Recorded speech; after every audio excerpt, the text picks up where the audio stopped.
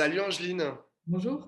merci d'avoir accepté notre invitation. Alors Angeline, tu es secrétaire confédérale de la CGT en charge de la formation professionnelle, de la négociation collective et de la démocratie sociale, mais tu es aussi en charge des élections syndicales qui ont lieu actuellement dans les TPE. Alors les TPE, c'est les très petites entreprises ou les entreprises de moins de 11 salariés qui ont lieu en ce moment depuis le 22 mars et jusqu'au 6 avril. D'abord, une première question pratique, comment ça marche?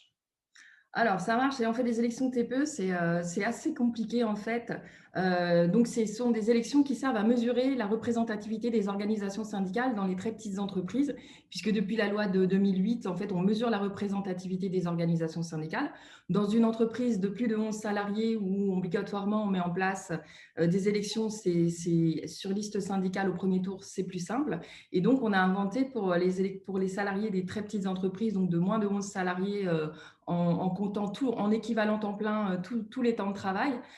Donc, on organise des élections spécifiques qui servent uniquement à mesurer la représentativité et par ailleurs qui servent aussi à attribuer aussi un nombre de postes aux organisations syndicales dans les commissions paritaires régionales interprofessionnelles qui servent à discuter dans les régions des conditions de travail, de la question de santé au travail, de formation professionnelle, d'égalité professionnelle sur les territoires pour les salariés des TPE. Mais ce sont des instances qui sont extrêmement éloignées des salariés et en fait, on n'a pas, en fait, les salariés des TPE n'élisent pas des représentants directs dans leur entreprise. Et donc, ce sont des élections qui sont extrêmement méconnues.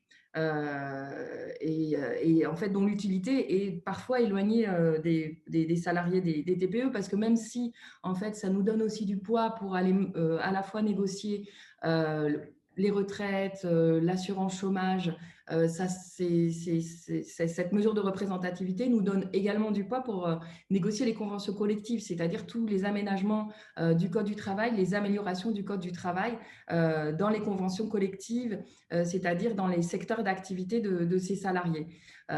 Donc, en fait, ça peut leur paraître éloigné, même si finalement, on agit directement, les organisations syndicales agissent directement sur leur mandat pour défendre leurs conditions de travail, leur salaire, leur qualification, leur classification, l'égalité professionnelle également, au niveau donc de leur convention collective. Est-ce qu'on connaît le taux de syndicalisation dans les TPE? Non, en fait, on ne connaît pas le taux de syndicalisation. C'est très compliqué puisqu'en fait, on peut pas, on peut formellement, on pourrait créer un syndicat dans une TPE, mais il n'aurait aucun moyen d'action dans ces entreprises. Donc, on sait qu'il y a on connaît pas, comme il n'y a pas de syndicat dans ces TPE. En fait, nous, à la CGT, soit ils sont, se syndiquent dans les unions locales, par exemple, mais on a du mal également, même nous, à la CGT, à les identifier et à les repérer. On a un gros travail à faire à ce niveau-là, mais je pense que le taux de syndicalisation, il est évidemment plus faible. Par contre, ces salariés-là viennent beaucoup dans nos permanences syndicales, viennent beaucoup voir nos conseillers du salarié. Au premier confinement, on a des comités régionaux qui avaient mis en place des numéros verts, des numéros d'appel pour les salariés, pour être disponibles, même si nos structures syndicales étaient fermées, en tout cas physiquement fermées, et 40% des appels concernaient des salariés de TPE, alors qu'ils ne sont que 20% du salariat. Donc, même s'il y a un éloignement physique des syndicats, il y a quand même une reconnaissance, et en tout cas au niveau de la CGT, de son efficacité, puisqu'on a pas mal de salariés en fait, qui viennent nous voir. Le rôle des syndicats dans les entreprises, notamment les PME et les grandes entreprises, il est très important. Est-ce que tu dirais que c'est un problème, cette multiplication aujourd'hui des TPE, il y en a beaucoup hein, des TPE, et le fait que bah, les syndicats, comme tu le dis depuis tout à l'heure, aient du mal à rentrer à l'intérieur. Est-ce que ça pose un problème dans la logique même de rapport de force entre le salarié, par exemple, et son patron? Alors, déjà, je pense que dans les TPE, ce sont des endroits où on n'a évidemment pas le même rapport que dans les grandes entreprises avec son patron. Ça ne veut pas dire qu'on est forcément inféodé, mais il y a des rapports qui sont extrêmement différents. On peut se tutoyer. Des fois, quand on est deux ou trois, on peut aussi vivre vivre les mêmes angoisses. Là, comme aujourd'hui, par exemple, il y a beaucoup de TPE là, qui sont des petits commerces, qui sont des hôtels, cafés, restaurants, qui sont des compagnies de spectacles vivants. Et donc, évidemment, là, dans ces cas-là, les salariés sont aussi embarqués dans les mêmes inquiétudes par rapport aux reprises d'activité. Par contre, évidemment, dans les TPE, c'est aussi les endroits où on est les moins bien payés, où les salaires sont les plus proches du SMIC, où il est plus difficile de partir en formation professionnelle, où il est plus difficile de parler d'un certain nombre de choses et notamment d'organisation du travail. Et évidemment, le fait qu'on ne puisse pas avoir des instances représentatives du personnel et des syndicats dans ces TPE directement dans ces entreprises pose des problèmes de démocratie au travail et de discussion aussi des conditions de travail dans ces endroits. Ça, c'est clair. Et évidemment, les salariés n'ont pour repère que les conventions collectives qui sont négociées nationalement par les organisations syndicales. Donc, c'est vrai il y a un décalage, un éloignement et à mon sens, un vrai problème de démocratie dans l'entreprise. Alors, il y a encore plus petit que les TPE, il y a les auto-entrepreneurs. Est-ce qu'eux, ils sont concernés par ces élections? En fait, ce sont les salariés qui sont concernés par ces élections et évidemment, il y a également la même problématique hein, de démocratie, de discussion sur comment on s'organise, comment on produit, qu'est-ce qu'on produit, qui touche aussi les auto-entrepreneurs, notamment aussi tous les travailleurs des plateformes hein, qui commencent à s'organiser. Là, on est en train de créer beaucoup de syndicats avec les livreurs à vélo, par exemple. Mais c'est vrai qu'il y a un vrai problème et on sent hein, de démocratie aussi dans leur communauté de travail. Et ce besoin-là, enfin, de fait, excusez-moi, à cause de ce besoin-là, ils viennent de plus en plus voir les syndicats parce que je pense que c'est un besoin de tous les salariés de pouvoir aussi s'exprimer sur le lieu de travail. Tout à l'heure, tu disais que ces élections syndicales dans les TPE, ça vous permettait d'avoir plus de poids pour aller après négocier la réforme de l'assurance chômage ou la réforme des retraites. Est-ce que tu dirais que c'est la précarisation du travail, donc la multiplication de ces micro-entreprises qui, comme tu dis, ont des modèles économiques qui sont finalement assez fragiles, ou même l'auto-entrepreneuriat, qui empêche la politisation du travail syndical? Oui, oui, parce qu'en fait, effectivement, et on a besoin, enfin, et en fait, faut réussir à trouver aussi des lieux aussi démocratie syndicale, démocratie sociale aussi pour ces salariés. Et effectivement, dès lors qu'il ne peut pas être dans l'entreprise, il faut qu'on arrive aussi, même nous, à la CGT, et ça, on le voit depuis quelques années, par exemple, sur les assistantes maternelles. On a la Fédération du commerce qui fait un énorme travail en direction des assistantes maternelles, mais du coup, ça change aussi nos manières d'accueillir ces salariés. On fait des réunions le samedi, il faut ouvrir les bourses du travail le samedi, ce qu'on a peut-être des fois plus l'habitude de faire. Euh, où il faut organiser des réunions après le travail, parce que ce sont des salariés qui n'ont pas de temps de délégation, donc qui doivent on doit aussi retrouver une façon de militer aussi en dehors des heures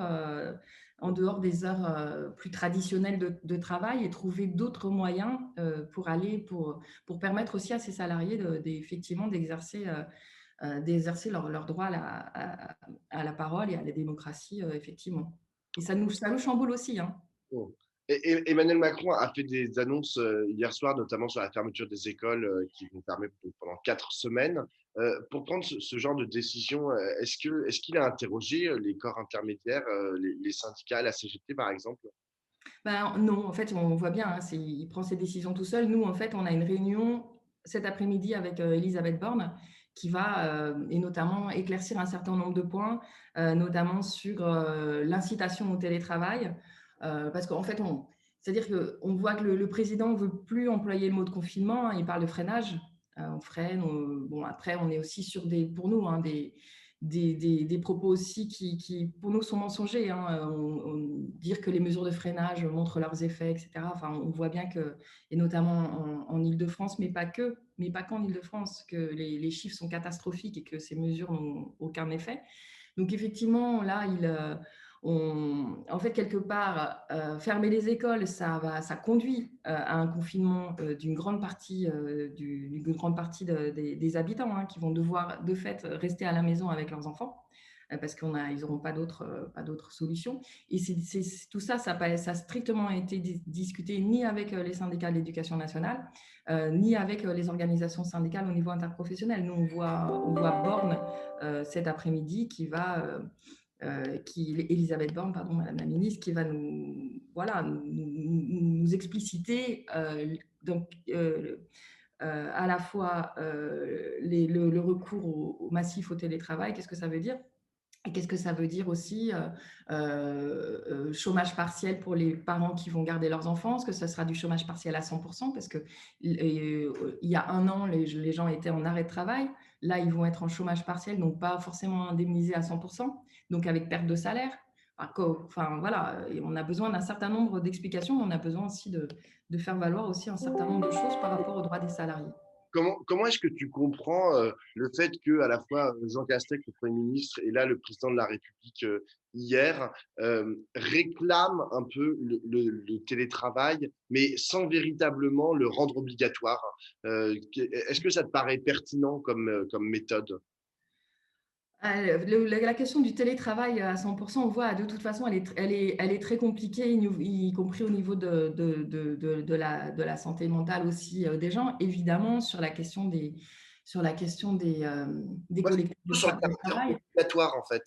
Et mais en fait, Demander aux entreprises, qu'est-ce que ça veut dire en fait? Demander à un patron, oui, s'il vous plaît, faites-le, alors même que on sait très bien que le patron, il a des logiques qui lui sont propres et qui ne va pas d'accord. forcément suivre les recommandations du président de la République. D'accord. En fait, et d'autant qu'on a eu un accord télétravail qui est strictement pas contraignant, sur lequel il s'appuie aujourd'hui, et puis il s'appuie aussi sur des contrôles d'inspection du travail qui n'ont plus les moyens également. Et donc ça, c'est extrêmement problématique, mais en fait, on est dans une espèce d'hypocrisie où en fait, ils n'appellent pas au télétravail obligatoire, mais en fermant les écoles, ils vont le rendre quelque part obligatoire pour un grand nombre de gens et notamment un grand nombre de femmes aussi. Je pense qu'il faut le redire là aujourd'hui, le télétravail en gardant les enfants, c'est pas du télétravail. Ce ne sont pas des conditions de travail qui vont être satisfaisantes pour un grand nombre de personnes et notamment une grande majorité de femmes. Est-ce que tu crois encore au dialogue social? Parce que moi, ça fait plusieurs années en fait que je regarde, que je suis un peu l'actualité politique, et j'ai l'impression que depuis sous Nicolas Sarkozy, sous François Hollande, là maintenant sous Macron, qu'à chaque fois que le gouvernement propose du dialogue social, c'est finalement qu'une sorte de piège. En fait, on vous annonce des trucs, mais on ne vous fait pas dialoguer. On ne co-construit pas. Bah, disons qu'on est passé de la négociation collective au dialogue social et maintenant à la concertation. Et effectivement, il y a une dégradation totale à la fois de la manière dont ça se déroule, parce que bon, pour faire un certain nombre de concertations, hein, grosso modo, ça dure une concertation, ça va durer, peut-être que ça va s'étaler dans le temps, mais on va faire des réunions de 2 heures pendant lesquelles on a le ministère qui va parler pendant 1h30. Ensuite, chaque organisation syndicale dit ce qu'elle a à dire, et point barre. Du coup, ça ne se construit pas collectivement, effectivement, contrairement à la négociation collective où quand on est en négociation collective, hein, on est face à face et argument contre argument et on essaie de construire quelque chose et arriver avec le rapport de force à un point d'équilibre ou pas. Mais en tout cas, on est là pour essayer de construire. Effectivement, le dialogue social qui se construit aujourd'hui sur la concertation, c'est une dégradation totale à la fois de la qualité de ce qu'on peut, de ce qu'on peut gagner. Aujourd'hui, on voit les 2 derniers accords télétravail, santé au travail sont des accords en régression complète. Et effectivement, il n'y a plus du tout la place aussi aux organisations syndicales pour faire valoir leurs arguments et pour essayer de trouver pas des points de compromission, mais des points de compromis sur lesquels on pourrait s'entendre. C'est quoi la voie alternative? Comment on s'en sort en fait de cette spirale qu'on vous Ah, impose en fait? bah, en fait, il faut retrouver, enfin, la voie pour moi, c'est de retrouver la démocratie sociale et notamment la démocratie dans l'entreprise. Je pense que ça doit partir de là. Et pour moi, la démocratie dans l'entreprise, c'est pas d'avoir 50% de sièges pour les organisations de salariés dans un conseil d'administration dans lequel il est extrêmement compliqué et de s'exprimer, dans lequel les administrateurs salariés ont énormément de pression, mais c'est de trouver des vrais endroits de débat démocratique dans l'entreprise sur les conditions de travail, sur la production, le mode de production, tout en agissant à la fois sur les conditions sociales et aussi sur les questions environnementales. Et je pense que c'est comme ça qu'on réussira à s'en sortir et à faire avancer les choses au niveau du monde du travail. Merci beaucoup, Angeline. C'est rien.